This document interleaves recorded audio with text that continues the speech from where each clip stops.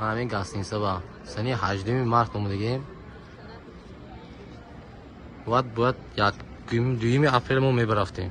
من همین روز 6 میشد 7 میشد همه به همه هوا بلیطو من نمیگیرم. امروز میگم پگه میگم فردا میگم بعد این گفتن که 16 بلیط میگیریم. میگم پلو ما وزارت هست مختون گیریم بلیط برویم. میگم که پول نمیتیم بلیط نیست. اینها زائران تاجیک هستند که به گفته خودشان برای ادای حج عمره رفته در عربستان سعودی سرسان شدند. به گفته مؤلف نوار آنها را شرکت ازبکستانی اخیتور بر عوض $1400 به حج برد.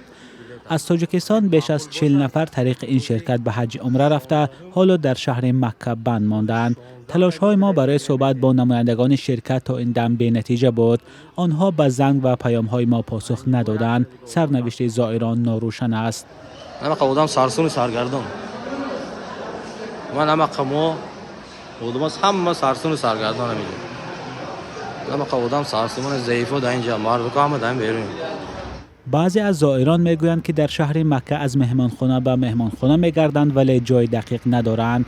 مؤلف این نوار میگوید برخلاف وعده شرکت راه بلد ندارند و مجبورند از حساب خود گردند و خرج کنند. اینها گروه دیگر زائران از تاجیکستان و ازبکستان هستند. میگویند که آنها را شرکت جت تریول ازبکستان به حج برده در کوچه پرتاب و برایشان اقلا خوراک نمیدهد. نظر نمایندگان شرکت معلوم نیست. با سبک شدن قاعده‌های ورود به عربستان، شماره داوطلبان حج عمره از کشورهای مسلمانی از جمله تاجیکستان زیاد شد. مقامات تاجیکستان بارها از مردم خواستند که به واسطه شرکت‌های رسمی روند.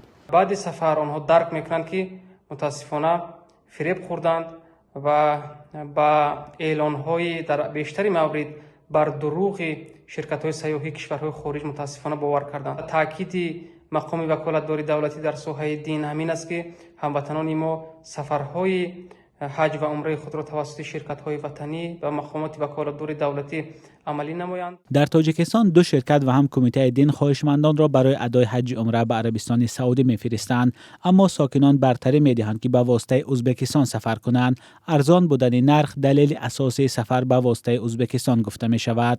مولا رجب یوسفی، رادیوی آزادی، دوشنبه.